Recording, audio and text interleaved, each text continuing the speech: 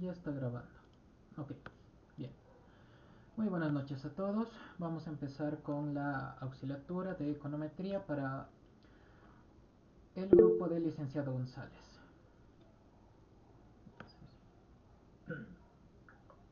Bien, a ver. Josué me pasó este laboratorio. Ya lo he visto un poco. Y a ver, yendo por orden. Este problema número uno, ahora mismo no tengo las ecuaciones o no recuerdo bien cuál es la fórmula general para poder sacar los resultados. Esto, si no me equivoco, les tendría que haber dado en clases, creo que la fórmula. Así que este ejercicio número uno no lo voy a resolver acá, ¿ya? Aunque es bastante sencillo, ¿no? O sea, es lo mismo que hemos resuelto igual la anterior auxiliatura. Como tienen todos los datos de las diferentes sumatorias de las observaciones, los cuadrados y demás, simplemente reemplazan en la ecuación y tendría que poder salir los resultados. Así que vamos a pasar por el momento con los siguientes problemas. De nuevo, si tienen alguna pregunta, duda, cuestión, no hay ningún problema, prenden su micrófono y me dicen. Ahora, la pregunta número 2, que nos dice, se considera que el modelo no especifica, ¿no?, las variables y es igual a beta 1 más beta 2 x2 más beta 3 x3 más u y la siguiente información. Tenemos datos de las tres variables y que nos pide encontrar los parámetros del modelo, encontrar los coeficientes de determinación adecuado y use 4 decimales.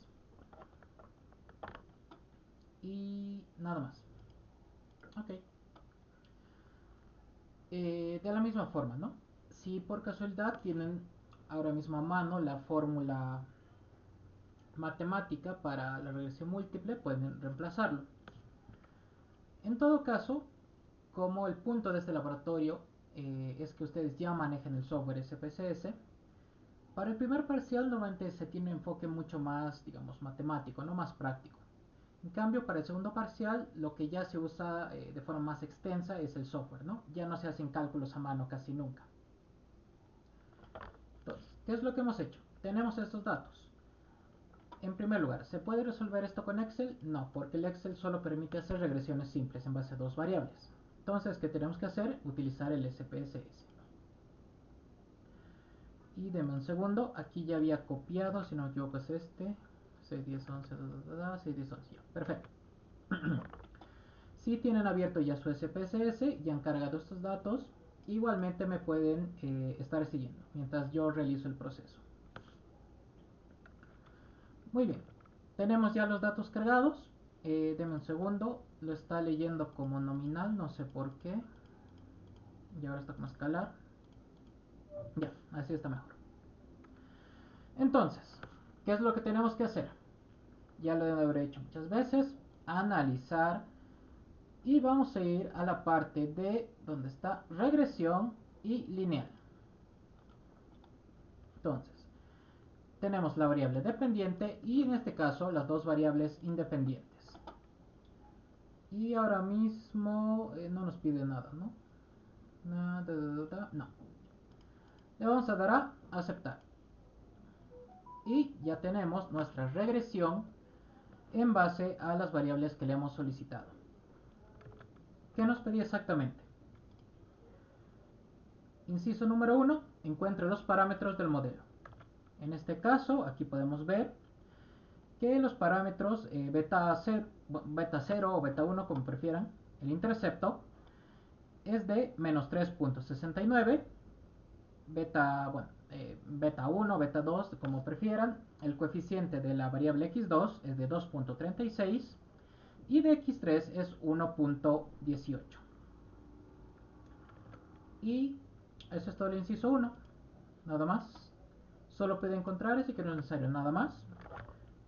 Como no tenemos unidades, no podemos interpretar de forma adecuada.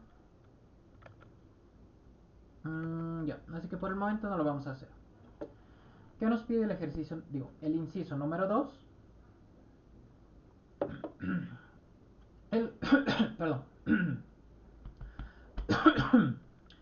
el coeficiente de determinación, o también conocido como R cuadrado.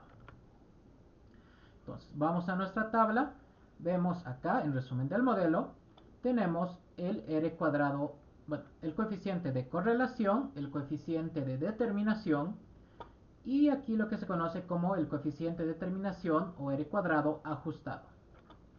Esto igualmente ya les ha debido explicar el licenciado. Al momento de correr una regresión múltiple y al momento de ver el coeficiente de determinación, lo que siempre se recomienda utilizar en vez del R cuadrado normal o el coeficiente de determinación normal es el coeficiente de determinación ajustado, que aquí ya nos lo señala el mismo SPSS. ¿Por qué? Porque por, digamos, teoría, sabemos que cada vez que nosotros metemos una variable a un modelo, siempre el coeficiente de determinación automáticamente se va a elevar. Entonces, lo que pasa es que cuando metemos muchas variables, este efecto sumativo, por así decirlo, puede llegar a hasta cierto punto distorsionar o más bien no reflejar de forma adecuada, digamos, el verdadero valor de este indicador, ¿no? Del coeficiente de determinación. Por lo que mediante una fórmula, que eso igual les ha debido dar, creo que es igualmente en el formulario general, que si no me equivoco es dividiendo la parte superior entre k-1 y la inferior entre n-k, o era al revés, no recuerdo bien ahorita, se obtiene el coeficiente de determinación ajustado, que en este caso es 88-89%. Entonces estaríamos diciendo que la variable x2 y x3, perdón, la variación de las variables x2 y x3 explica a la variación de la variable y en un 89% o en un 88.5%. ¿Está correcto hasta acá? Eso sería la pregunta número 2. ¿Todo claro?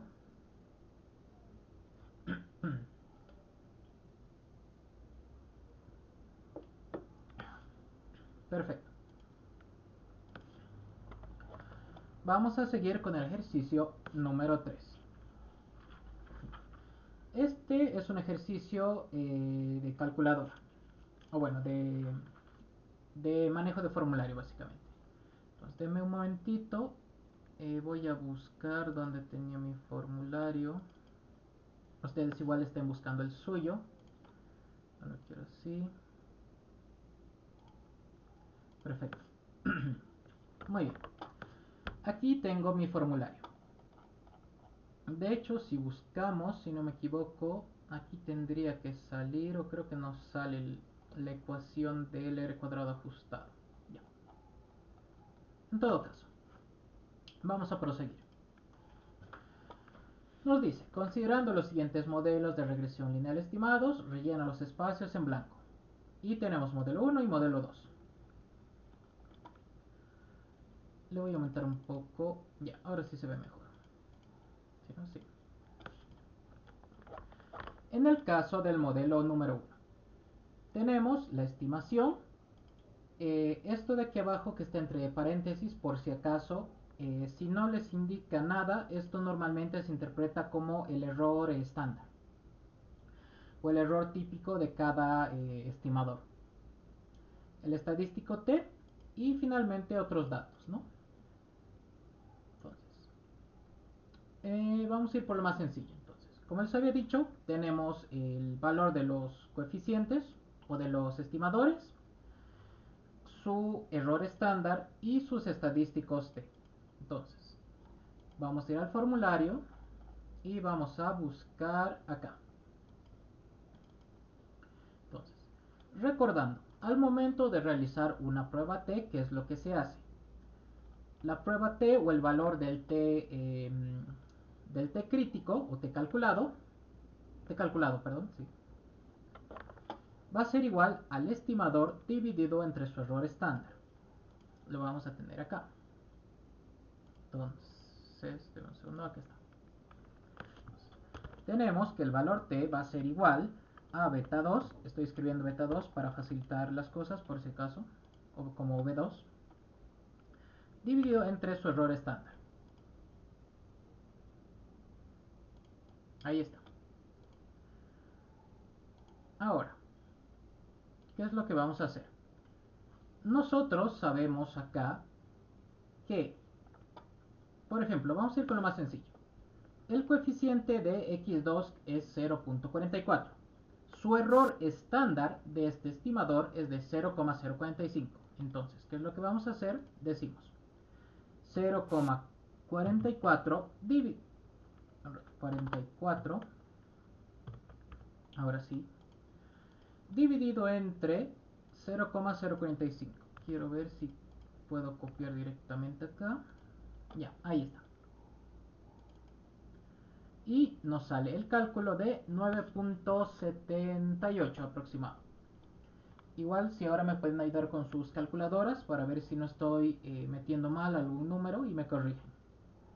Entonces, tendríamos que el estadístico t para la variable x2 va a ser de 9,78 aproximadamente. Por otro lado,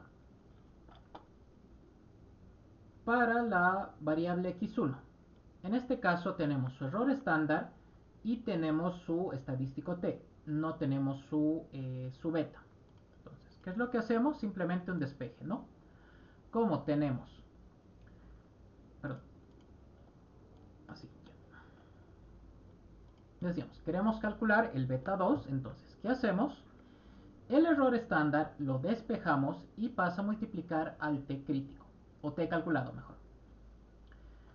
Entonces, ¿qué vamos a decir? Simplemente que en este caso beta 2 va a ser igual al valor t, en este caso negativo, menos 0,76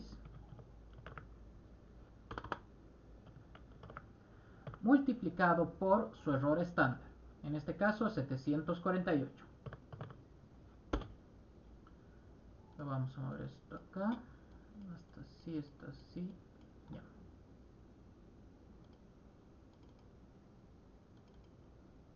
Y en este caso me saldría menos 568.48.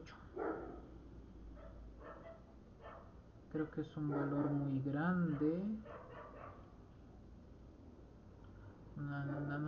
No, sí sale esto. Ok, entonces estaríamos diciendo que el estimador para la variable x1 va a ser de menos 568.48. De hecho, acá si pueden ver, ya se estaba adelantando que este valor tendría que ser negativo. Y lo mismo hacemos para el último valor de la variable x3.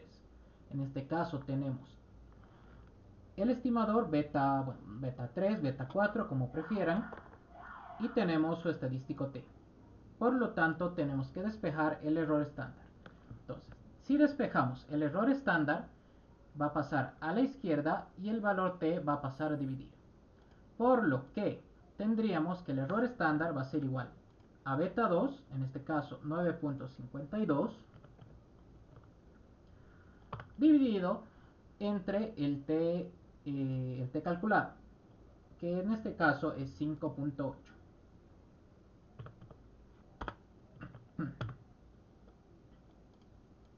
Acá. Lo cual nos saldría 1.64.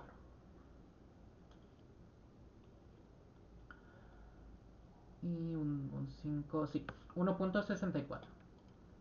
Perfecto. Y ya tendríamos la primera parte realizada. ¿Qué nos falta?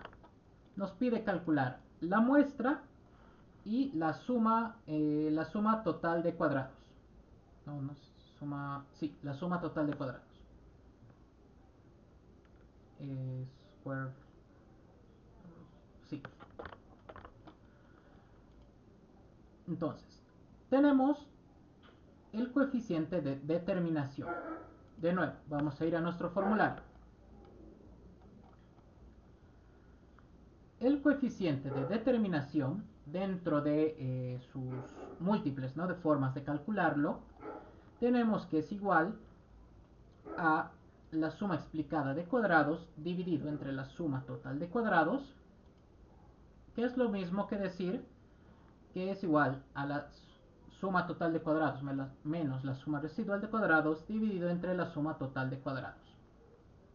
Igualmente esto se puede despejar de diferentes formas y decir que directamente es igual a 1 menos la sumatoria residual de cuadrados dividido entre la sumatoria total de cuadrados, ¿no? Pueden hacerlo de cualquier manera. Entonces, en este caso vamos a decir que r al cuadrado va a ser igual a, ¿qué es lo más fácil hacer acá? Vamos a ver. Ah, no, perdón.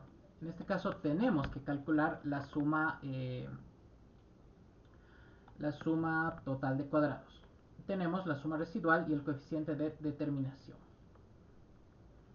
En ese caso vamos a decir que la suma total, perdón, el coeficiente de determinación es 1 menos la suma residual de cuadrados dividido entre la suma total de cuadrados. Tenemos esta expresión. Entonces, ¿qué es lo que habíamos dicho? Que queremos saber cuál es el valor de la suma total de cuadrados. Por lo tanto, vamos a despejar y tendríamos que, denme un segundo,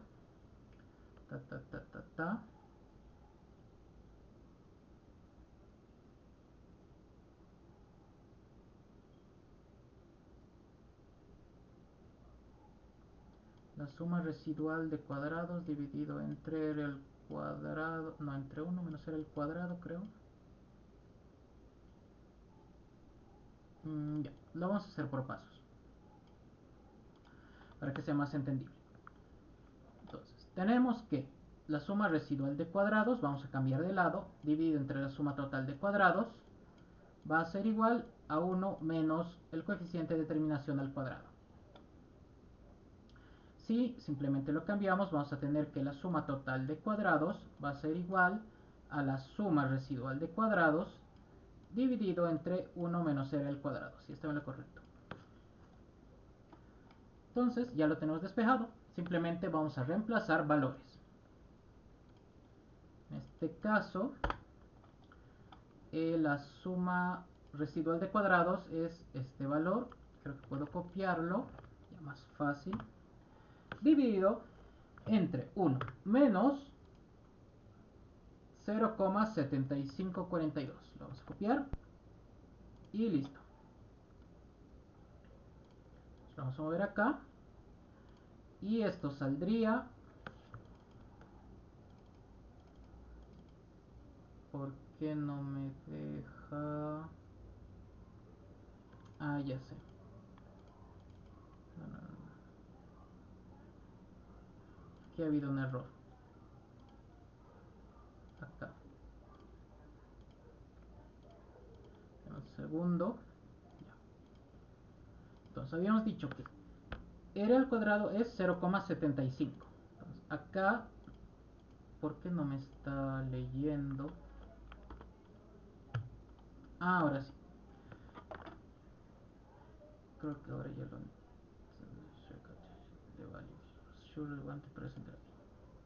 ahora sí. No lo estaba entendiendo en la máquina.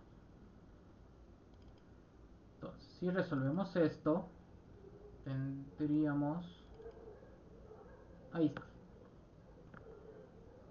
Creo que este es un valor muy grande. Si era el cuadrado 56 millones 75 1 por 5 250. Ah, ya. Tiene sentido. Entonces, ¿qué hemos hallado acá? Que la suma total de cuadrados va a ser igual a 230.602.522.38. Sí. Sí. Decimales más, decimales menos, ¿no? Si utiliza menos decimales, probablemente cambie un poco, pero no tendría que variar demasiado, ¿no? Cuando son números así grandes, no importa mucho. ¿Está todo claro hasta acá? ¿Me están siguiendo? Perfecto. Cualquier duda, pregunta, no hay problema, prenden su micrófono. Entonces, ya tenemos la suma total de cuadrados. ¿Qué nos falta? Nos falta sacar el número de la población, o bueno, más bien de la muestra. Volvemos a nuestro formulario.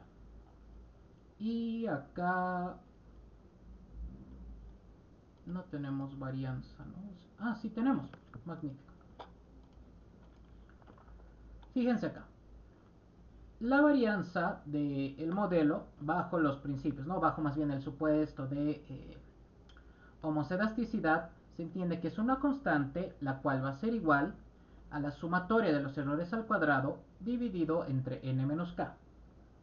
Recordar que la sumatoria de los errores al cuadrado es lo mismo que la suma, decir la suma de residuos al cuadrado o la suma residual al cuadrado. En este caso tenemos ya el valor de la varianza. También tenemos el valor de la suma residual de cuadrados y también tenemos k. Perdón. Recordemos que k es el número de estimadores. En este caso, este modelo tiene 1, 2, 3, 4 estimadores, por lo tanto k va a ser igual a 4. Vamos a borrar esto, un momento. Ahí está, para hacer campo. Perfecto.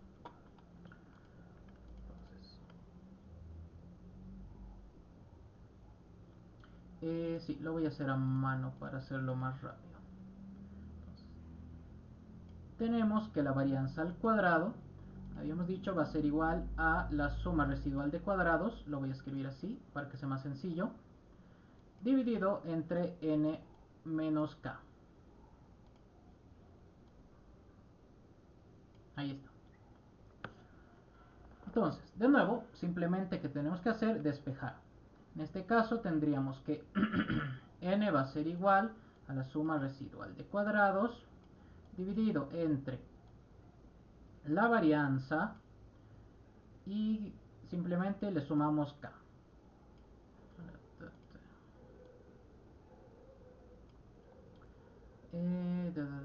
Pasa esto, n más k, ya. Si no me equivoco sería así. Si me equivoco en algo me corrige. Entonces, ahora sí, vamos a meter esto en la calculadora. ¿Y qué tendríamos? La suma residual de cuadrados, en este caso son 56 millones,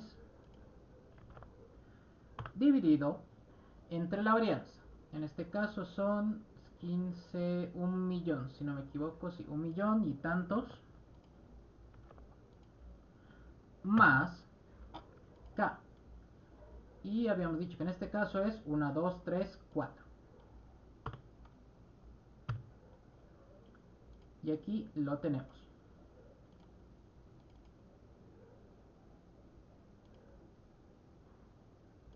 Acá. Si esta cosa entiende el punto. Ya, ahora sí. Estamos calculando. Y ya. Según esto, bueno, lo está estimando a 40, no sé si es 40.000 o 40 millones. Ah, no, no, no, no, perdón. Esto es 40. Sí, sí, sí, perdón. Este programa toma en cuenta el punto como separador decimal.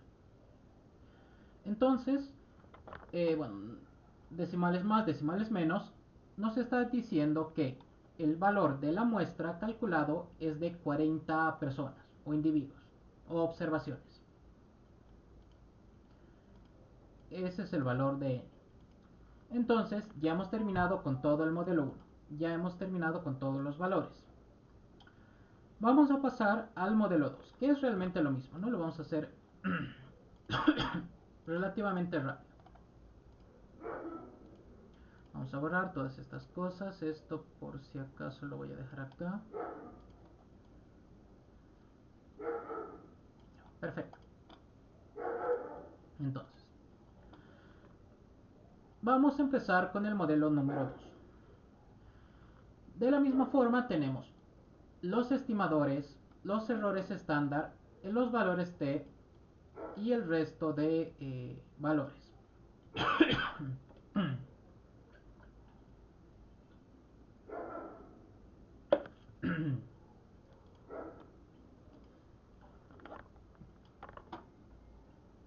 Ya, vamos a empezar. En el caso de la variable x1 tenemos el valor de beta o del estimador, su error estándar, pero no el estadístico t. Entonces, ¿qué hacemos? Simplemente reemplazamos en este caso en la fórmula. ¿Y qué tendríamos? En este caso tendremos menos 1.26 dividido entre 4.36. Esto acá. Lo cual sale menos 0,289 o 0,29 directamente. Más sencillo, menos 0,9, sí, tiene sentido. Hacemos lo mismo para el estadístico de x2. En este caso tenemos menos 0,03 dividido entre 0,02. Vamos a ver acá. Y en este caso tenemos que el estadístico t para la variable x2 es de menos 1.5. Finalmente, para el caso de la variable x3 lo que tenemos que calcular es su estimador. Entonces, simplemente despejamos y vamos a tener que el estimador va a ser igual al valor t, 4,82,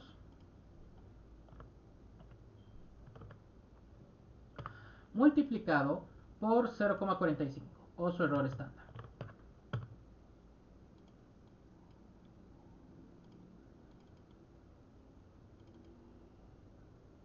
que saldría más o menos 0,16, 0,17.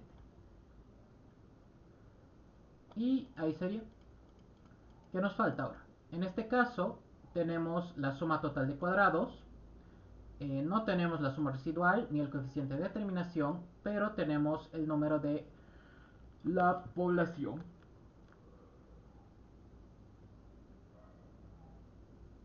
Ahí. Entonces, podemos usar esta misma ecuación, que no la he borrado, la tenemos acá, solo que en este caso lo que nos falta es la suma residual de cuadrados. Tenemos la varianza, tenemos la muestra y el número de estimadores. Lo vamos a escribir, o lo vamos a escribir acá. No sé si me va a dejar. Creo que aquí tengo. Aquí está. Tenemos que la varianza va a ser igual a la suma residual de cuadrados dividido entre n menos k. Ahí está, para que lo vean acá.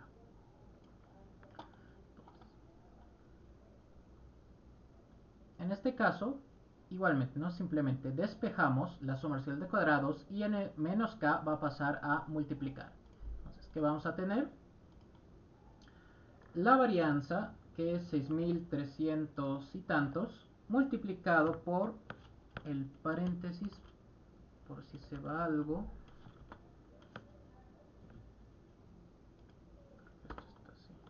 Esto está así. Multiplicado por n menos k, en este caso. N es 87 menos k, que igualmente va a ser 4 en este caso, ¿no?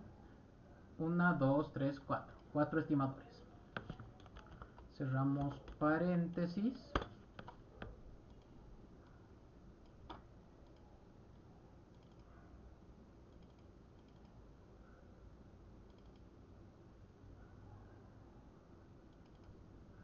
¿Qué pasó acá?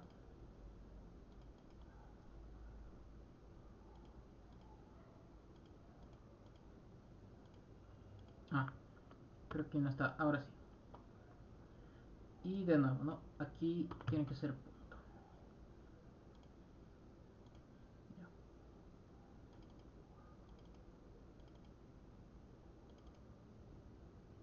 Ya, ahora sí, creo que está bien. Entonces tendríamos que la suma residual de cuadrados va a ser igual a 523.448.63. Perdón. Ya hemos calculado la suma residual de cuadrados. Tenemos la suma total de cuadrados, podemos calcular su coeficiente de determinación. Igualmente tenemos varias opciones, varias fórmulas. En este caso vamos a utilizar esta. Bueno, igualmente indirectamente está acá, ¿no? Igual lo pueden despejar como ustedes prefieran. Tiene que salir el mismo resultado. Entonces, tenemos que el coeficiente de determinación va a ser igual, perdón,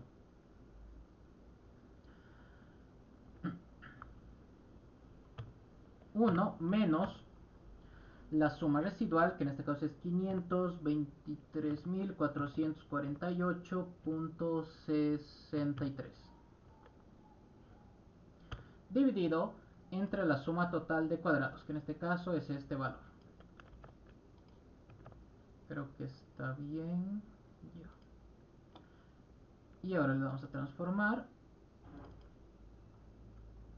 Y aproximadamente el coeficiente de determinación va a ser igual a 0,89 o 89% si prefieren, o bueno, 88.9%, como ustedes prefieran.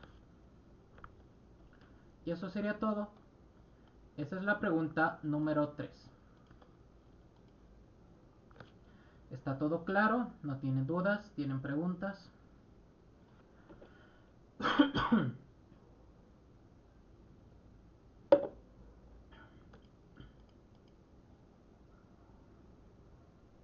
Ok.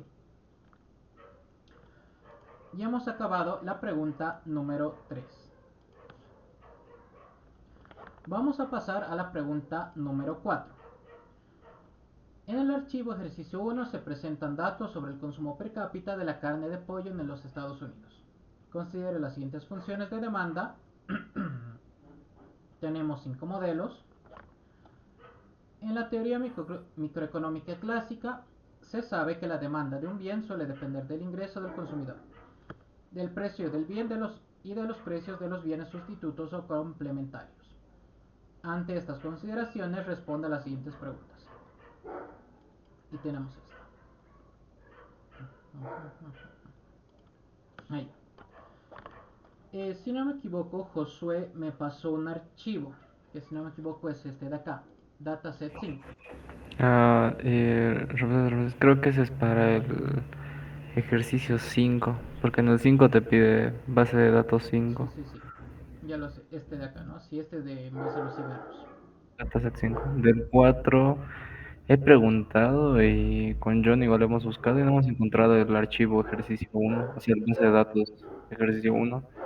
No sé si tal vez Patty o Luz han encontrado. No sé si está mal su laboratorio del LICE o no sé. Traten de fijarse bien en el módulo. En un inicio esto tendría que estar en el mismo, ¿cómo se llama? En el mismo apartado de laboratorio. Ahora puede ser que lo haya puesto en general en la parte del capítulo 2 o el capítulo 3 con el resto de bases de datos. Ahora, para hacer esto más rápido, igualmente, ¿no? Si ahorita está en su módulo y lo encuentra, me lo pasan, ¿no? En todo caso. He buscado en los archivos que yo tenía de mi semestre y he encontrado acá esta base, que supongo que es la que les tiene que cargar el licenciado. En caso de que llegase a ser diferente, simplemente hacen el mismo procedimiento, pero sustituyendo, ¿no?, los valores. Aunque no creo que vaya a cambiar la base de datos, ¿no? Pero si lo hace, de nuevo, no simplemente replican el procedimiento. Ya, gracias, Ramsés, gracias. Ahora de un momento no recuerdo dónde está ese archivo. Eh,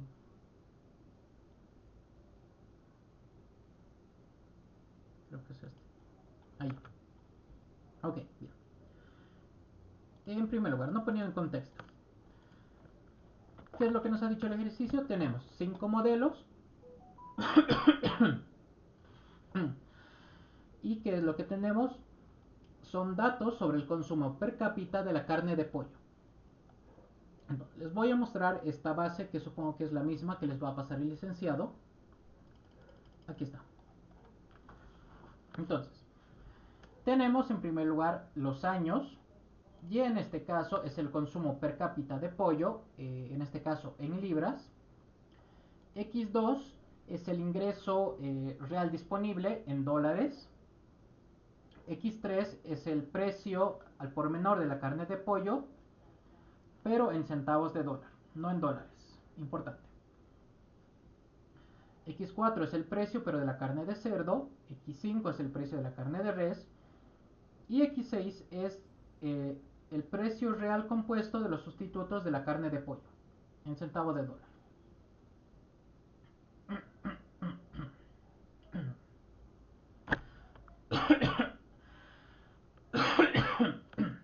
Perdón. Bien. Ya sabemos qué variables tenemos y qué significan y en qué unidades están cada una. Lo que he hecho acá es en primer lugar cargar la base de datos y la tenemos acá. Sin embargo, ¿qué es lo que nos dice? Si se fijan bien, en este caso, creo que he hecho mal, no era en este. ¿Cuál era entonces?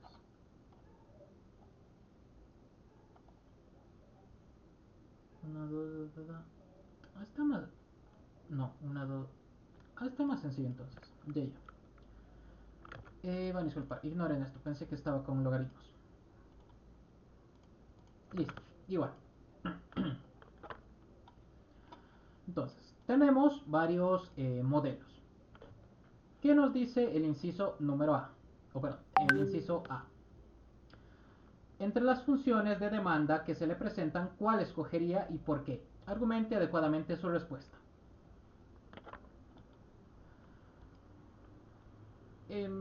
Esta pregunta se puede responder de dos formas. En primer lugar, sin ver la base de datos, de forma más, por así decirlo, teórica. Tenemos en primer lugar el modelo. ¿Qué es? El modelo está en base a las variables x2 y x3. O sea que, vamos a verlo desde acá directamente. El primer modelo trata de explicar el consumo de la carne de pollo en función del ingreso y X3, ¿no? Sí. Y en función del precio de la carne de pollo, ¿no? Un modelo más sencillo. El segundo modelo tiene las mismas variables, pero incluyendo X4, o sea, incluyendo el ingreso, el precio de la carne de pollo y el precio de la carne de cerdo. El modelo 3 utiliza también ambos, pero en vez de usar el precio de la carne de cerdo, utiliza el precio de la carne de res.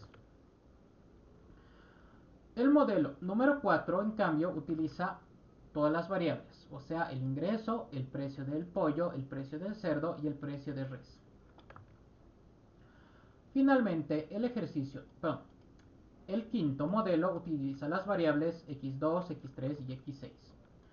O sea, el ingreso, el precio del pollo y esta variable que es el precio compuesto de los sustitutos.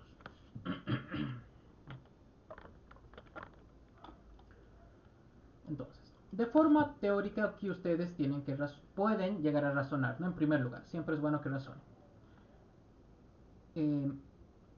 ¿Ya han avanzado por si acaso multicolinealidad? ¿O en qué parte están del avance ahora mismo?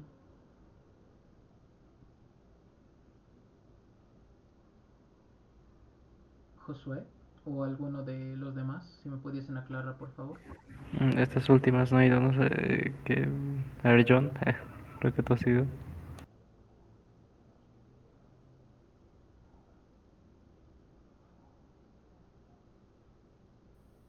Estamos en logaritmos. En logaritmos. Eh, sí, No han visto todavía multicolinealidad entonces. sí, creo que aún no. Ah, ya, perfecto. Para no confundirlos entonces. Ya. Bueno, en caso de que no hayan visto multicolinealidad, de forma, digamos, más teórica, entonces podrían decir que tienen dos opciones. el modelo 4 y el modelo 5. ¿Por qué? Porque justamente, en primer lugar, son las variables, pero los modelos que tienen más variables. Y teóricamente tienen un coeficiente de terminación mayor, ¿no? Y obviamente técnicamente son más precisas porque están explicando la demanda del consumo de pollo en función de técnicamente todas las variables, ¿no? En el caso del modelo 4 de forma expresa, utilizando el ingreso, el precio del pollo y el precio de los dos bienes sustitutos. Y en el caso del modelo 5 es lo mismo, solo que al parecer está comprimiendo, ¿no? De alguna forma el precio de los sustitutos en una única variable. Entonces, teóricamente podrían suponer que podría ser cualquiera de estos, bueno, el modelo 4 o el modelo 5, de forma preliminar. Ahora, ¿qué es lo bueno acá? Que tenemos la base, por lo tanto podemos comprobarlo empíricamente. Entonces, vamos a ir a... ¿Dónde está? ¿Es este, no? Sí. Y vamos a calcular las diferentes regresiones. En primer lugar, deben un segundo. El primer modelo es x2 y x3. Entonces, x2, x3. Corremos el modelo. Creo que ya está. Ah, sí, ya está. Muy bien.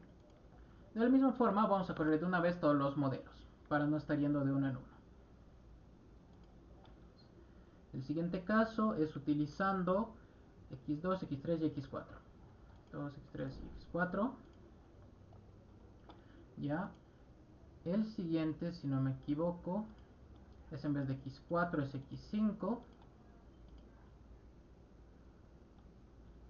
Y el último,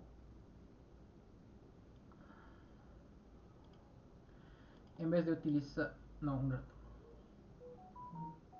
Sí, es x4, x5. Este utiliza ambas variables, x4 y x5.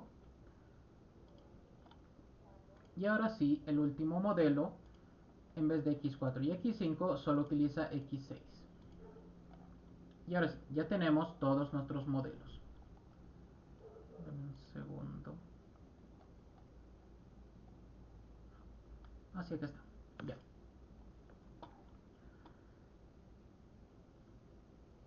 En este caso, ¿qué podemos observar en nuestra primera regresión? O el modelo número 1.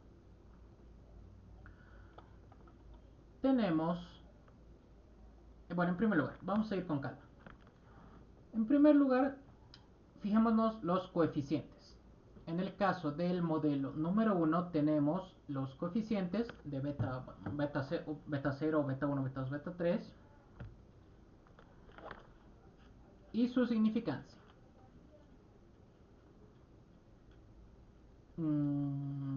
Ok, entonces, curiosamente acá fíjense, ¿no? Ya deben haber, ya tendrían que poder leer de forma relativamente rápida estas tablas. ¿Qué podemos concluir en este caso? En base al valor SIG o al p-value o a la o al prop, podemos concluir que ninguno de estos tres estimadores es significativo, a un 95% de confianza, ¿no? La interpretación larga la pueden hacer.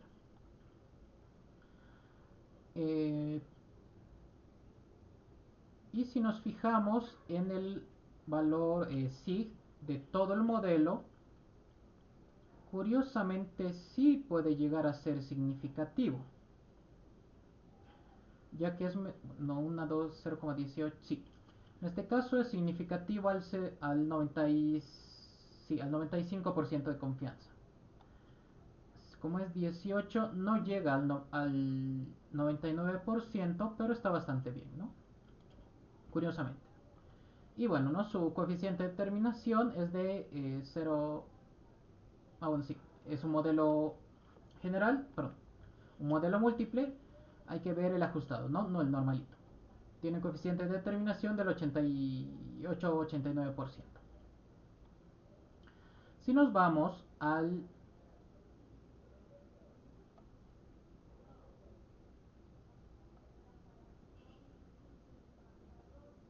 siguiente modelo, demos un 2, X2,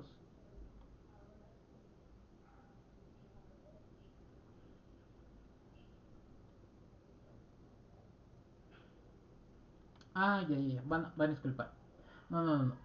Esta primera regresión que está aquí es del anterior ejercicio. No. Esto no se fija. De un rato se lo voy a borrar, de hecho.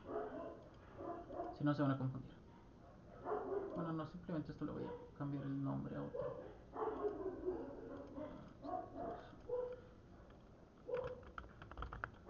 No hay que fijarse acá. Ya, ahora sí va a ser más fácil. Ya, ahora sí. Acá. Pues, en este caso, esta es la regresión del primer modelo. Fijémonos los estimadores. Tenemos que tanto la constante como el, el coeficiente de x2 son significativos, incluso al 1% de significancia, mientras que x3 en este caso no es significativo al 5% de significancia, aunque sí al 10, no, sí al 10, aunque por muy poco, ¿no? Y sin embargo, el modelo general igualmente no es bastante significativo, no es un buen modelo. Y su coeficiente de determinación es de 0, no, de 90%. O bueno, 0,90 prefiero. Por otro lado, ahora sí, si vamos a nuestro modelo 2, donde, recordando, no tenemos el ingreso, el precio del pollo y x4 creo que es el precio del cerdo. Sí, el precio del cerdo. En este caso, de nuevo, el intercepto y x2 son significativos, x3 se vuelve significativo y x4 de hecho también es significativo. Y el modelo en general también sigue siendo significativo y obviamente no el coeficiente de determinación va, va a mejorar.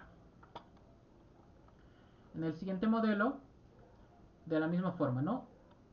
Aunque aquí es curioso. El modelo sigue siendo significativo. Eh,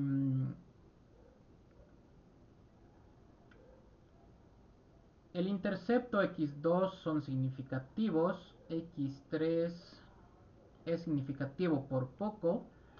Sin embargo, x5, que es el precio de la carne de res, no es significativo. Si nos vamos al modelo con todas con todas las variables de forma explícita, la constante significativa, curiosamente el ingreso no es significativo, el precio del pollo sí es la variable más significativa, el precio del perdón, el precio de la carne de cerdo sí es significativa, pero el precio de la carne de res no es significativo. Y bueno, el modelo sí es significativo. Y igual, ¿no? Obviamente el coeficiente de determinación sigue creciendo, ¿no? En este caso es 93. Y en el último modelo, que toma la combinación de los precios sustitutos, el modelo es significativo, eh, el intercepto es significativo, el ingreso es significativo, el precio del pollo también, pero esta variable combinada no es significativa. Y curiosamente su coeficiente de determinación es menor que en el caso que tomemos las variables por separado.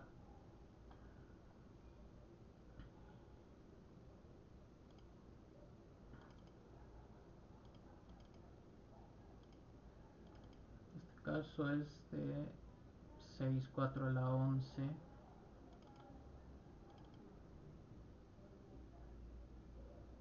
Si este es más significativo.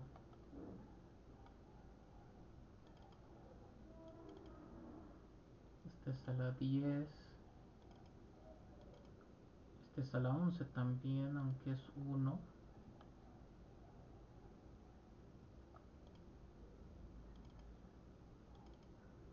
Este es a la 11, está bastante bien. Este es con 3.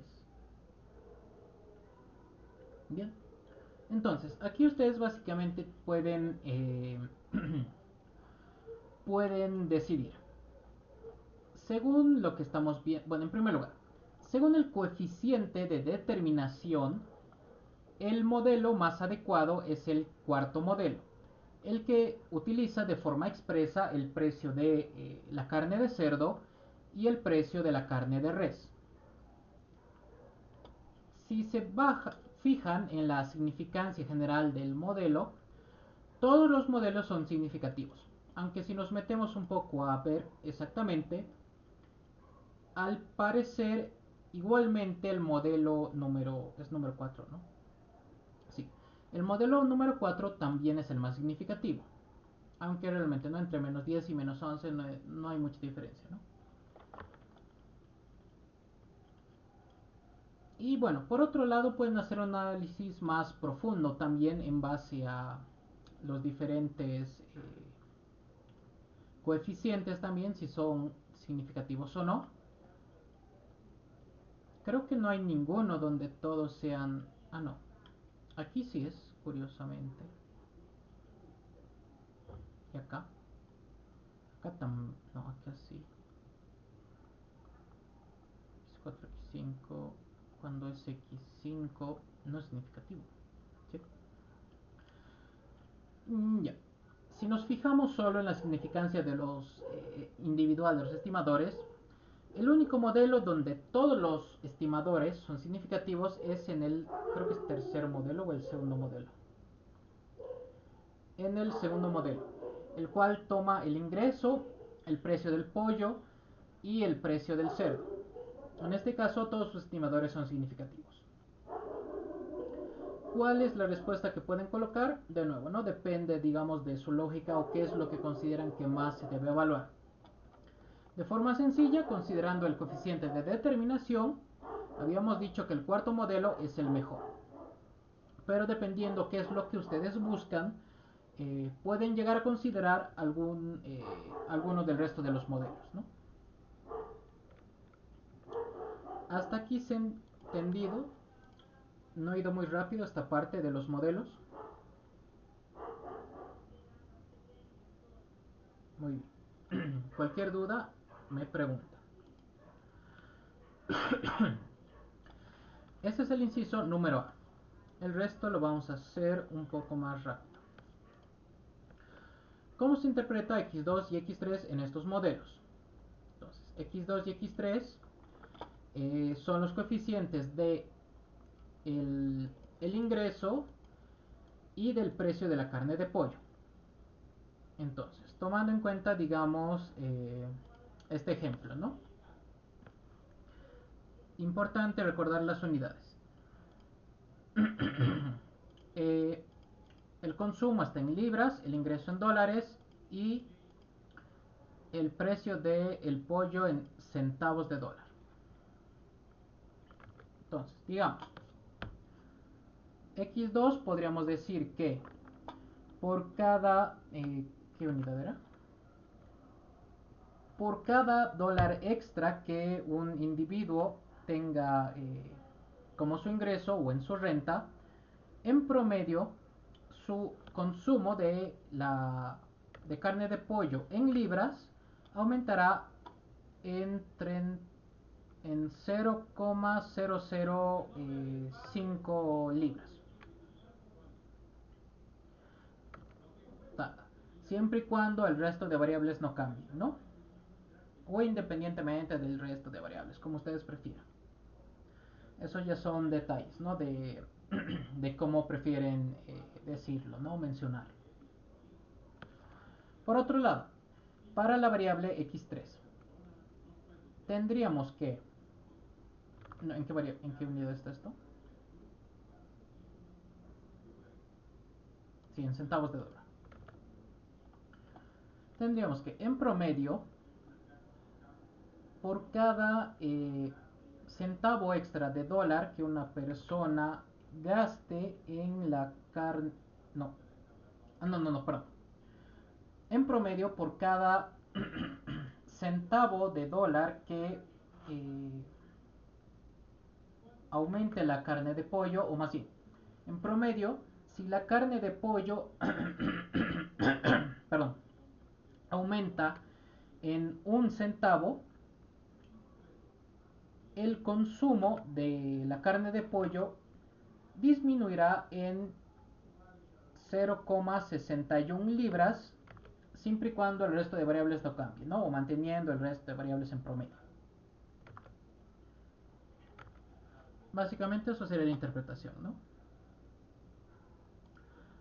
Después, el inciso C. ¿Cuál es la diferencia entre las especificaciones 2 y 4? 2 y 4.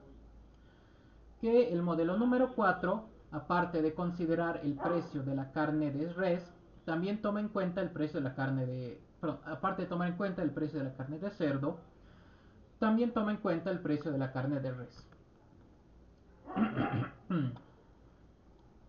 Básicamente eso. Inciso D. ¿Qué problema se prevé si se adopta la especificación número 4?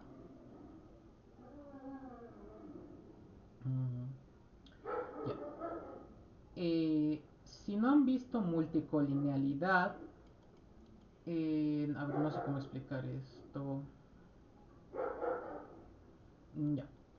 Sin entrar mucho en el tema, el único problema que ahora mismo veo del ejercicio número, perdón, del modelo número 4 es básicamente que toma en cuenta más variables. Por lo tanto, teóricamente, si bien tiene una mayor capacidad explicativa, el modelo se vuelve más complejo, por así decirlo. Ese es básicamente el único problema que ahora mismo podría mencionar. Bueno, sí, ¿no? Y si bueno, de forma empírica también podrías mencionar tal vez que el ingreso, que al utilizar el modelo número 4, el ingreso no es significativo, lo cual obviamente es muy extraño. Y bueno, igualmente, ¿no? El precio de la carne de res. Aunque sobre todo que el ingreso no sea significativo es algo muy extraño. Inciso E. Como la especificación 5 incluye el precio compuesto de la carne de res y de cerdo. Preferir la especificación 5 a la función de demanda 4. ¿Por qué? Esto básicamente hay que ver los datos. Si no me equivoco, esto no es exactamente un promedio exacto. Según esto tendría que ser 64.5. Aquí es 65.8. No estoy seguro cómo está calculado esta variable x6. Sin embargo, lo único que sabemos es que es una combinación, ¿no? De el precio de los diferentes bienes sustitutos. Ahora, ¿se preferiría la 5 a la 4? De nuevo, depende de ustedes. Fijándonos en el coeficiente de determinación, es mejor el modelo número 4, habíamos dicho, ¿no? Porque en el modelo número 4 tiene un R cuadrado de 93%, mientras que en el modelo 5 de 91. Y también pueden argumentar otras cosas, ¿no? En el modelo número... Bueno, tal vez podrías argumentar al favor del modelo número 5 que el ingreso sí es significativo, aunque este valor compuesto de los precios sustitutos no son significativos al parecer. Esto depende un poco de la interpretación, ¿no? De nuevo. Ahora, el inciso número F. La carne de res y de cerdo son productos que son complementarios con el pollo o los sustituyen, como lo saben. Bueno, en la realidad, evidentemente se entiende que son productos sustitutos, no complementarios. Ahora, de forma, digamos, ¿cómo llamarlo? Empírica. No, un rato. Ah, claro, sí, sí. De forma empírica, justamente viendo las regresiones, no podemos ver si el precio de la carne de res o de perdón, de res o de cerdo, o si prefieren ir también, ¿no? Tomar este índice combinado, aumenta el precio, perdón, si el precio aumenta, la demanda de la carne de pollo también va a subir, por lo tanto son sustitutos. ¿Por qué? Porque obviamente si el precio del res y del cerdo aumentan, entonces la gente va a tender a comprar menos res y cerdo y por lo tanto más cantidad de pollo, ¿no? Entonces se entiende que son bienes sustitutos.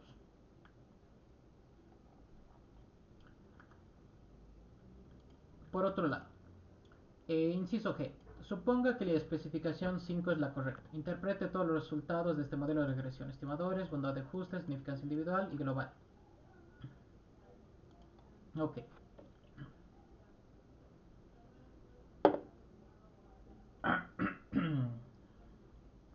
En primer lugar, pide significancia individual, sí. Ya. ¿Tiene logaritmos? No, ya. Entonces, en primer lugar, el coeficiente del intercepto o de la constante es 32. En ese caso, en caso de que el resto de variables en caso de que el resto de variables sean 0, en promedio el consumo de la carne de pollo será de 32.58 libras. Por otro lado, X2 es, deme un segundo, X2 es ingreso. Entonces, si el ingreso de una persona o de las personas aumenta en $1, en promedio su consumo de carne de pollo aumentará en 0,01 libras, ¿no? Sí, son libras en promedio, ¿no? Y tomando en cuenta que el resto de variables no cambian, o siempre y cuando el resto de variables no cambien, o manteniendo el resto de variables constantes, ¿no? Como prefieran, son detalles. Por otro lado, X3 es el precio de la carne de pollo. Entonces, si, o en promedio, si el precio de la carne de pollo aumenta en un centavo de dólar, el consumo de la carne de pollo disminuirá en 0,29 libras, siempre y cuando el resto de las variables no cambien, ¿no? Y finalmente, del estimador de X6, podríamos decir que si el precio de los bienes sustitutos, ¿no? Sí. Si el precio de los bienes sustitutos de la carne de pollo aumenta en un centavo de dólar, en promedio la demanda de la carne de pollo aumentará en 0,11 libras, manteniendo el resto de variables constantes. Ahora, su significancia. El intercepto beta 0 o beta 1 es significativo a un 95% de confianza porque se rechaza la hipótesis nula, perdón, bueno, sí, porque se rechaza la hipótesis nula de que beta, bueno, digamos beta 1 es igual a 0, 95% de confianza. Después, beta 2 es significativo, ¿por qué? Porque se rechaza la hipótesis nula de que beta 2 es igual a 0 a un 95% de confianza. Beta 3 es significativo, ¿por qué? Porque se rechaza la hipótesis nula de que beta 3 es igual a 0 a un 5% de significancia. X6 no es significativo, ¿por qué? Porque no se puede rechazar la hipótesis nula de que beta 6 es igual a 0 a un 95% de confianza. Esa es la significancia individual. Y ahora, la significancia general del modelo. Au, au, au, au. Bueno, disculpa. El modelo es significativo, ¿por qué? Porque se rechaza la hipótesis nula de que beta 1, beta 2, beta 3, beta 6 es igual a 0 a un 95% de confianza. O si prefieren, ¿no? Existe evidencia estadística, suficiente evidencia estadística significativa para rechazar la hipótesis nula, ¿no? De que todas las variables son igual a cero a un 95% de confianza, ¿no? Lo pueden hacer más bonito y demás para su examen. Por otro lado, finalmente, ¿no? Tenemos que la variación de la ¿de qué es? De la demanda de la carne de pollo es explicada en un 91% por la variación en el precio de la carne de pollo, el, el ingreso de las personas y el precio de los sustitutos de la carne de pollo. Básicamente es la interpretación de los diferentes valores del modelo. ¿Está todo claro? ¿O hay algún valor que no se ha entendido y que quieren que repita su interpretación?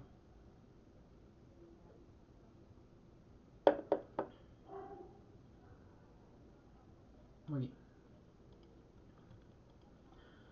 Inciso H. Ahora suponga que la especificación número 2 es correcta. Compare Y1 y Y2 con beta 1 y beta 2. Ah, ya. Entonces nos pide X1 y el modelo 2 con el modelo 5. Entonces, tenemos el modelo 5 y este es el modelo 2.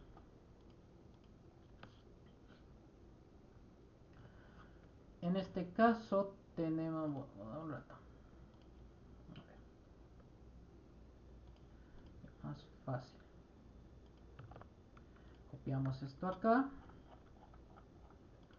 Copiamos esto acá. Ahí está. Para no subir y bajar. Nos decía que queremos que compare 1 y 2. Ya.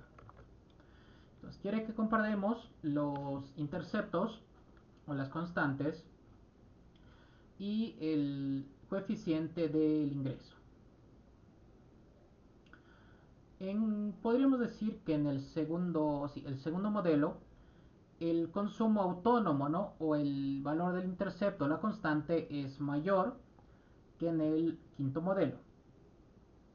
Y de la misma forma, el efecto que tiene el ingreso de las personas es mayor en el segundo modelo que en el tercero. Básicamente, en resumen, sería eso, ¿no? Esas son las diferencias en los valores. Y eso sería la pregunta número 4. Pasamos a la pregunta número 5. Se emplean los datos del dataset 5 para estimar una función de demanda para el consumo de cigarros. Puesto que la mayoría de la gente no fuma, la variable dependiente 6 es 0 en la mayoría de las observaciones. Un modelo lineal no es lo ideal debido a que puede dar lugar a valores de predicción negativos. Sin embargo, se puede conocer algo acerca de los determinantes del tabaquismo usando un modelo lineal.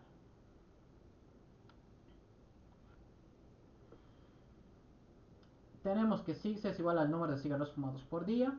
Income es el ingreso anual en dólares. SIGPRIG es el precio del paquete de cigarros en centavos de dólar. EDUC, años de escolaridad. Age, edad en años. Y perturbación aleatoria.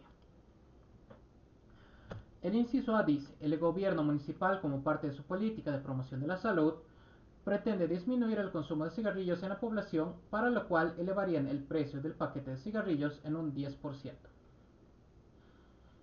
Esta elevación del precio de los cigarrillos generará incentivos para que disminuya la demanda de cigarrillos.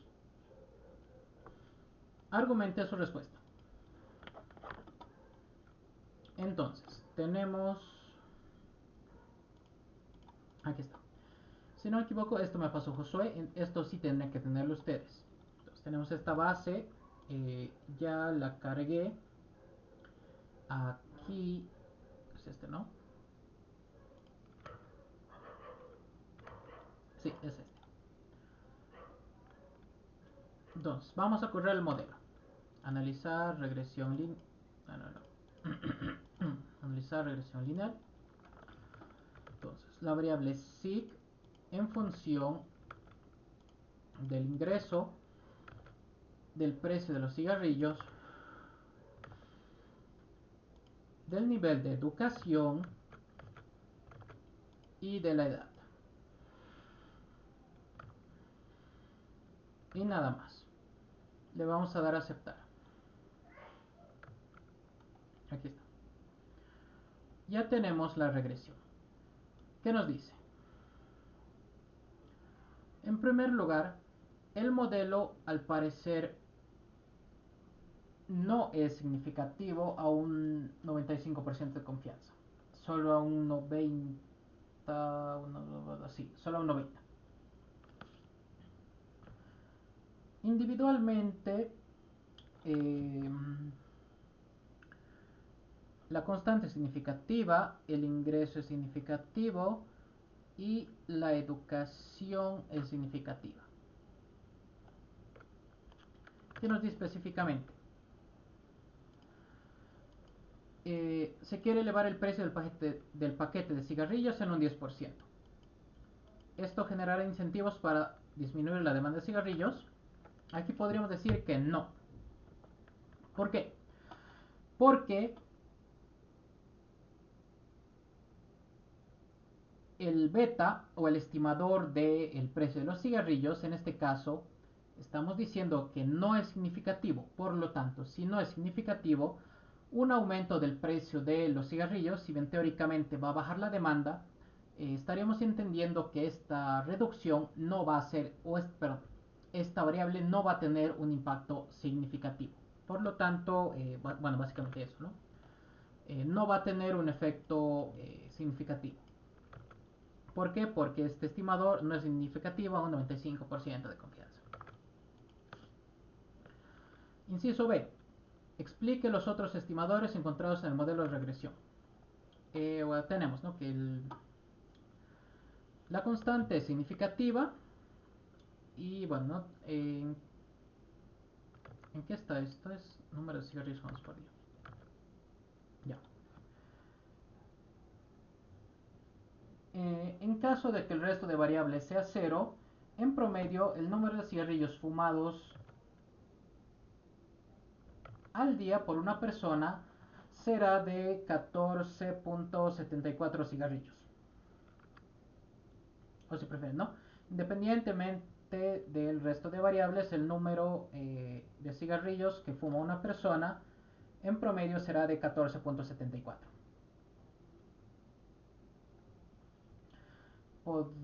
Eh, income es muy pequeño. Hay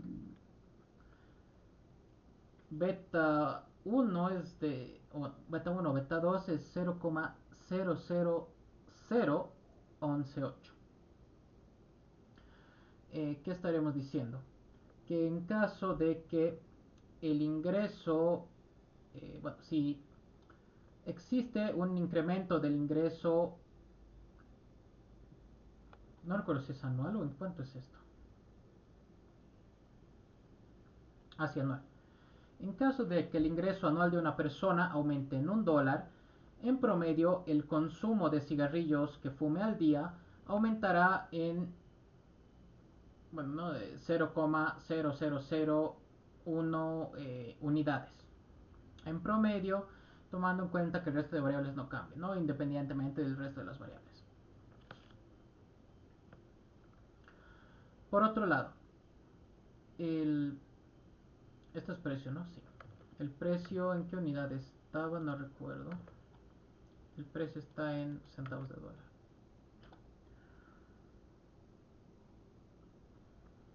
Si el precio de los cigarrillos aumenta en un centavo de dólar, en promedio, el consumo de cigarrillos por día disminuirá en 0,032, manteniendo el resto de variables constantes.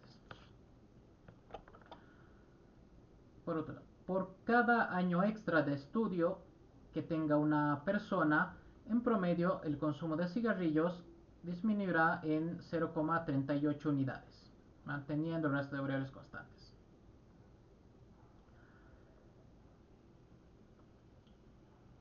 Por cada año, bueno, sí, por cada año extra, o bueno, sí, por cada año que una persona tenga, en promedio su consumo de cigarrillos diarios disminuirá en 0,041 unidades, siempre y cuando el resto de variables no cambien. Y bueno, ¿no? La interpretación para la significancia es la misma, ¿no? Ya la hemos realizado.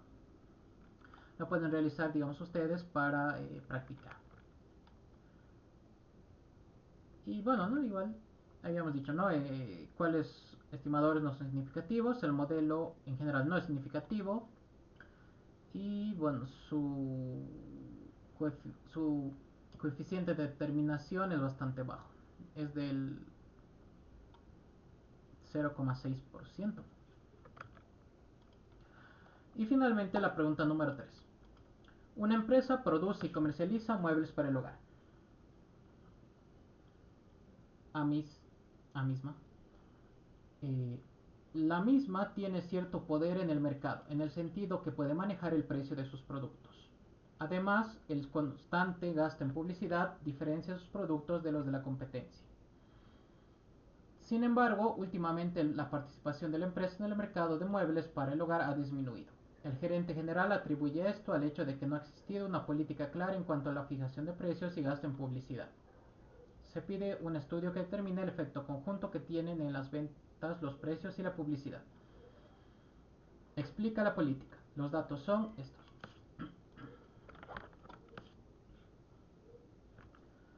Esos datos los tenía acá. Bien. Entonces, le vamos a cambiar. Esto es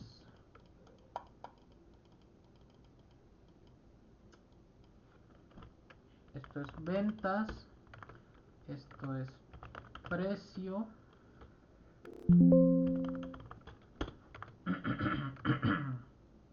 Y esto es publicidad. Vamos a correr la regresión de ventas en función del precio y la publicidad.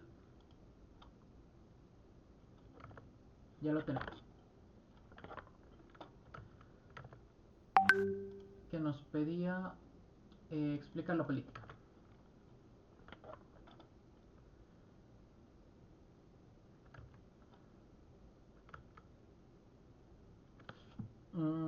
Ok.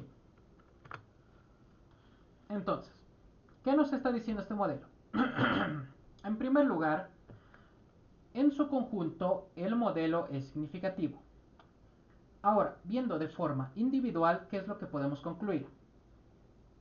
Podríamos decir que, si bien el gasto en publicidad sí tiene un efecto significativo en las ventas que va a tener esta empresa, por otro lado, el precio de estos calzados, creo que son, no, perdón, de estos muebles en el hogar no tiene un efecto significativo en la demanda, ¿no? O en las ventas que va a tener la empresa. Por lo tanto, lo más adecuado es concentrarse en el gasto en publicidad y no tanto en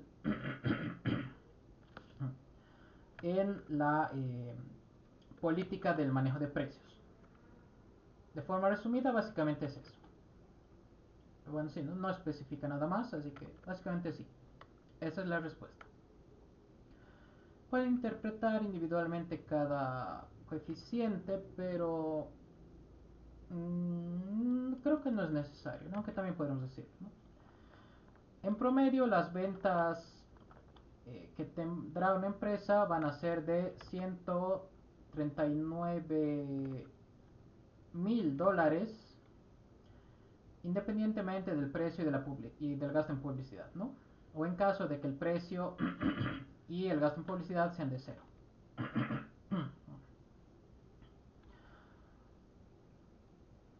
Si el precio de cada mueble aumenta en $1, en promedio las ventas de la empresa disminuirán en 0,84 mil dólares.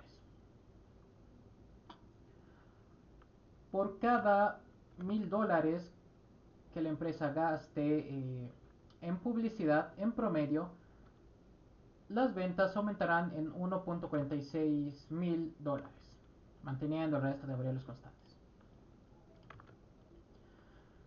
Y básicamente eso sería su laboratorio número 2. creo que ya he resuelto todas sus dudas. Lo único que no hemos podido resolver es este ejercicio uno, porque no encuentro las fórmulas de una regresión múltiple. Pero bueno, ¿no? Como ya tiene acá los datos, simplemente, ¿no? Con la fórmula que tiene que tenerla, la reemplazan, ¿no? Y es el mismo procedimiento que ya hemos hecho. No sé si todo está claro hasta ahora. ¿Hay algún ejercicio de estos o algún inciso que no les ha quedado claro? ¿O tiene alguna pregunta más de la teoría que no entiendan bien? ¿Dudas, preguntas, consultas?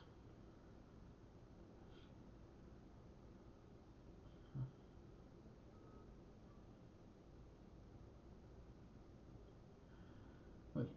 No hay más preguntas, no hay más consultas. John, Luz, Patricia. Bueno, no sé cómo decirlo. La lectura de los porcentajes en Ling Long, Long Ling, hay momentos en que tengo que interpretarlo con porcentajes y hay momentos en que tengo que interpretarlo por unidad, digamos. Esas dudas tengo. ¿Qué momento? Ya, dame un ratito. A ver, esto es ling, log, ling, log, log, ling. Ya, Sí, sí, sí, sí. ok. En este caso, en primer lugar, ¿no? En un modelo Ling-Ling, ¿qué es lo que han visto hasta ahora? Es un modelo donde todas las variables están en valores, digamos, absolutos. Y la interpretación es en las mismas unidades que tiene cada variable, ¿no? De forma absoluta. Y según el mismo valor que nos bote la regresión, ¿no? El SPSS.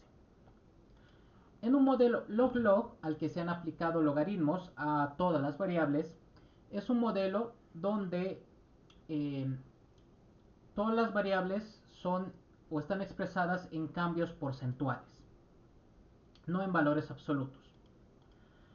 Digamos, no sé, el ejemplo que habíamos visto, digamos que tenemos, ya, tenemos ventas y tenemos publicidad. En un modelo Ling-Ling estaríamos diciendo que, digamos, bueno, tomando en cuenta este valor, ¿no? Teníamos acá, ¿no? De 1.46. Digamos, esto es 1.46. Como habíamos dicho, en el modelo Ling-Ling, la interpretación es en las unidades que tiene las variables, ¿no? Y es en valores absolutos. Si la publicidad aumenta, digamos, en $1, o el gasto en publicidad aumenta en $1, en promedio las ventas de la empresa aumentarán en 1.46, digamos, bolivianos igual, ¿no? Todos son bolivianos. Si fuese un modelo log-log, lo que se tiene acá es un cambio porcentual. Y tampoco no se hace ningún cambio al resultado que nos haya botado la máquina. Si por casualidad aquí igual nos sale el mismo coeficiente, que sería un poco extraño, pero digamos. ¿Qué se interpreta acá? Que si el gasto en publicidad aumenta en un 1%, en promedio las ventas aumentarán en 1.46%. Ambas variables están en valores relativos. Ahora, en estos otros dos casos, va a ser un poco confuso. Bueno, ya. Bueno, no sé.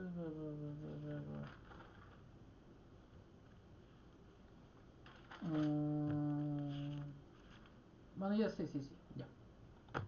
Ok. En el caso del modelo Linglog, la variable eh, dependiente está en valores absolutos, mientras que las variables independientes están en valores relativos. O sea que, digamos, si ya, sin fijarnos esto, todavía no se fijen en esto.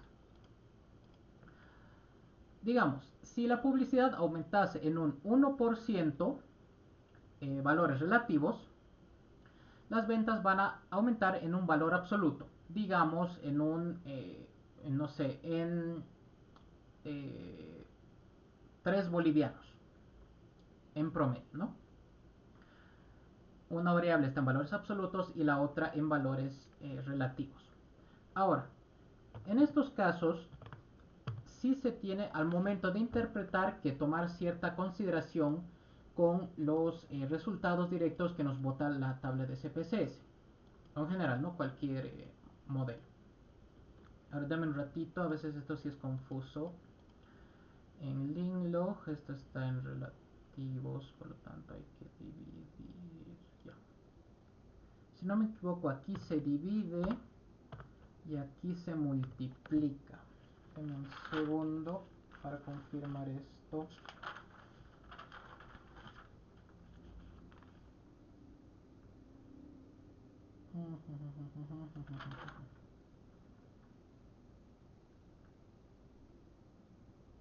Creo que sí era así.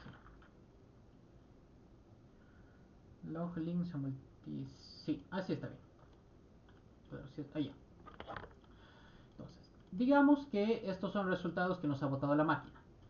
Si fuese un modelo link log, de nuevo, ¿no? Valores absolutos y valores relativos.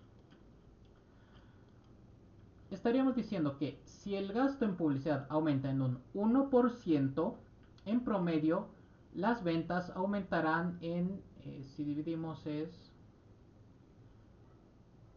0,0146 bolivianos.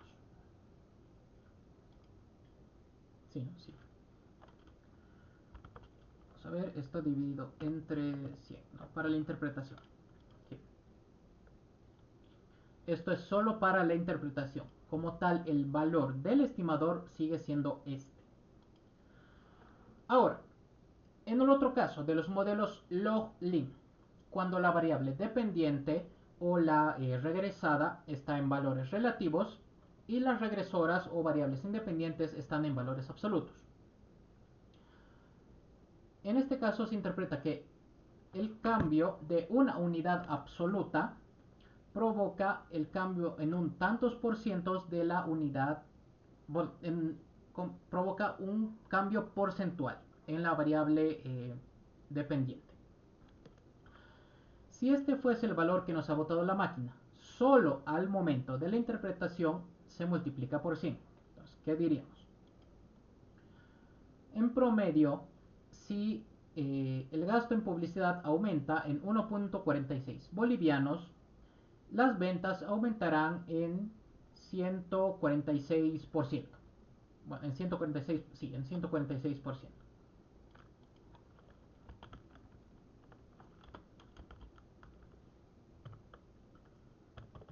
Ahí está. Esto es lo que se diría, pero solo para la interpretación. De nuevo, estos como tal son los valores de la regresión. Y si tienen que hacer algún cálculo, tienen que usar estos estimadores o estos valores. ¿Te ha aclarado un poco la duda, Luz?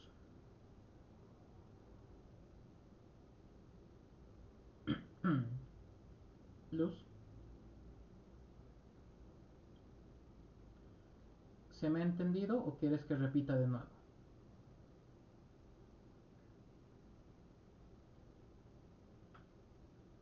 Luz, ¿estás ahí?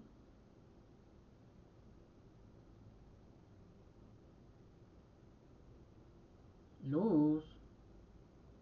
Hola, Rosés, perdón. Estoy en horarios laborales.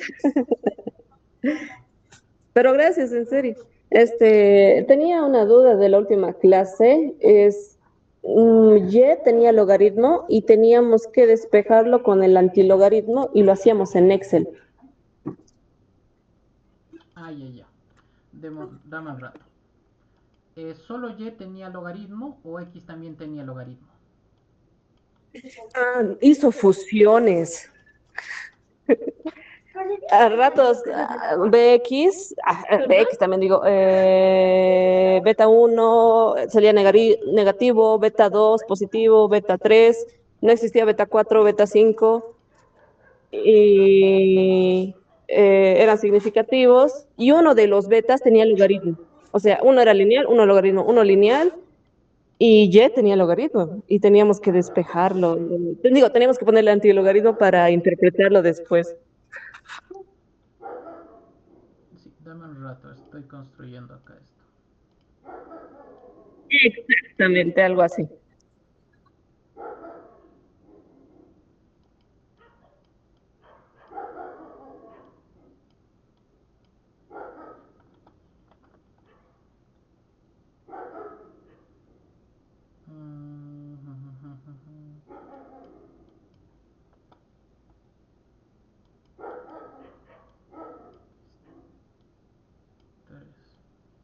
Ya.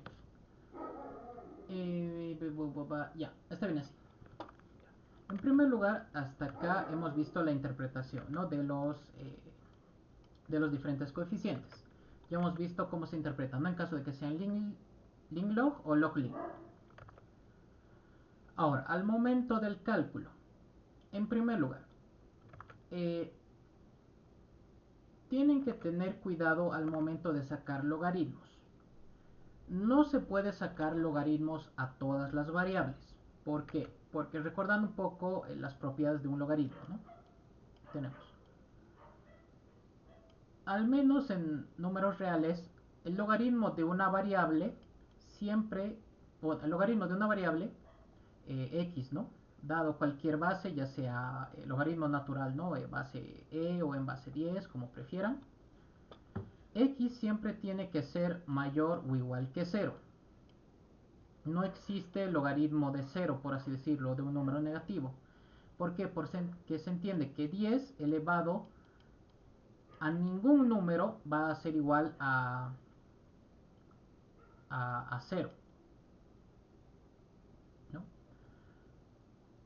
Entonces no existe como tal logaritmo de números negativos, ni de 0. Entonces, ¿por qué digo esto? Porque ahora ya les ha debido enseñar el licenciado, digamos en este caso. Si x3 es una variable binaria, o variable dummy, o variable categórica, como prefieran, digamos que está expresando, ¿no? Si es hombre o mujer, no se le puede sacar logaritmo a esta variable. ¿Por qué? Porque x3 puede adoptar valores tanto de 0 o de 1 y no le puede sacar logaritmo a 0. Por lo tanto, no se puede utilizar el logaritmo de una variable categórica. Ahora, por otro lado, suponiendo que no tenemos esto, que tenemos bueno, sí, suponiendo que tenemos esta directamente así, este modelo. Logaritmo de y va a ser igual a beta 1 más beta 2, logaritmo de x2 más beta 3, x3. Y x3 es una binaria. ¿Cómo yo calcularía un valor estimado de y? Recordar que en este caso de base, ¿no? Si bien yo pongo logaritmo, siempre se pone bueno, la nomenclatura del licenciado utiliza log, se entiende, bueno, yo estoy utilizando log. Lo que normalmente se utiliza acá es siempre el logaritmo natural, o sea, logaritmo en base a e o en base a Euler. Entonces aquí esto es en base a e. ¿Cómo se calcularía esto? Entonces, estaríamos diciendo que para calcular exactamente cuánto es el valor de y dados valores de x2 y x3, tenemos que sacar el antilogaritmo. O sea, y va a ser igual a e elevado a beta 1 más logaritmo de x2 más beta 3 logaritmo de x3. Y aquí hay un beta 2 que me he comido. A todo esto.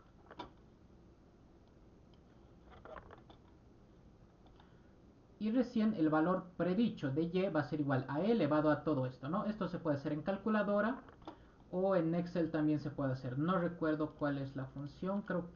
¿Cómo es esto? ¿Es antilogaritmo o...? No, no es antilogaritmo. Euler, creo. No recuerdo cuál es la función. Creo que es esta. Ah, EXP, EXP. Sí, XP, ¿no? e elevado a un número, ¿no? Que va a ser el resultado de todo esto, que digamos es 5, ¿no? Y ahí le sale. Sí, sí, es exp de todo este valor que está aquí, ¿no? Todo el valor al que esté elevado e. Y eso va a ser igual al valor predicho de y. Ahora, en un caso igual, digamos, especial, en el que originalmente yo tengo la función x1, y va a ser igual a beta 1 más beta 2, x2. Y yo le he sacado logaritmo a todas las variables. O sea, logaritmo de y va a ser igual a, en este caso, gamma 1, logaritmo en realidad, bueno, sí, digamos, sí, digamos gamma 1, le voy a poner para que sea más fácil de interpretar, más beta 2 logaritmo de y, perdón, de x2. Este gamma lo estoy escribiendo así, ¿por qué? Porque técnicamente este gamma es lo mismo que decir logaritmo de beta 1.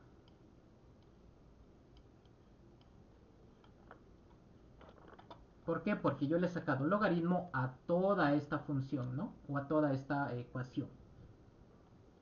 Entonces, si bien acá la interpretación de nuevo, ¿no? De los coeficientes en sí es la misma, si yo específicamente quisiese sacar el cuánto es beta 1, tendría que quitar los logaritmos, ¿no? Recién para poder sacar este beta 1. ¿Por qué? Porque aquí le estoy sacando, ¿no? Este gamma lo estoy escribiendo, ¿por qué? Porque en realidad es el logaritmo del beta 1 original.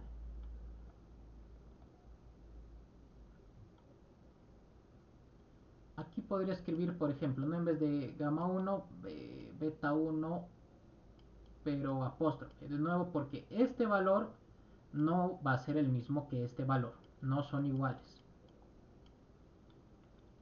Son diferentes. Para sacar el beta 1 original, igualmente no hay que hacer operaciones matemáticas. De la misma forma que si queremos obtener el valor predicho de y, ¿no? Básicamente usando esto, ¿no?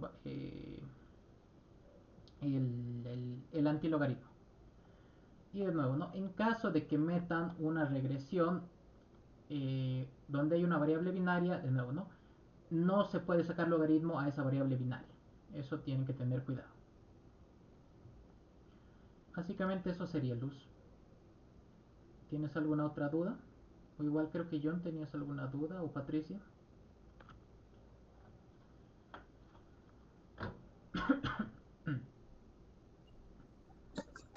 Gracias. A mí me cuesta mucho interpretar. A Edson me gusta escucharle, ¿cómo lo dice? Tomando en cuenta que las variables estén constantes, bla, bla, bla, bla, bla, bla.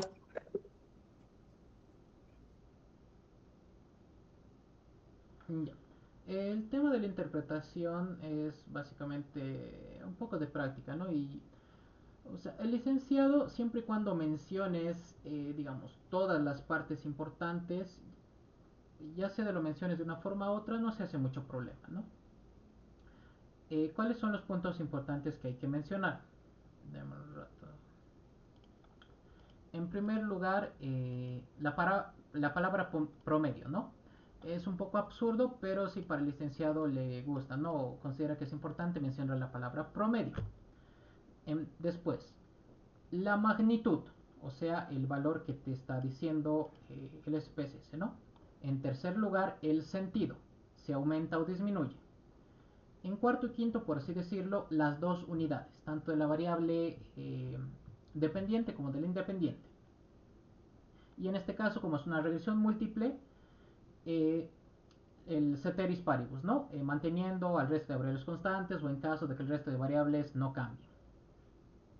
Básicamente son más o menos 6 elementos, ¿no? Importantes que siempre se tienen que mencionar. Si lo mencionas una palabra antes, una palabra después, no importa realmente, ¿no? Eso es un poco más de estética, ¿no? Que digamos lo puedes hacer mediante práctica. Pero con que menciones esos elementos principales no hay ningún problema. ¿Más dudas? ¿Más preguntas? Gracias, eso mero era. Gracias. De nada, Luz. No sé, John, Patricia, ¿tienen alguna duda más aparte de las de Luz? Los escucho. Por mi parte, todo claro, entonces.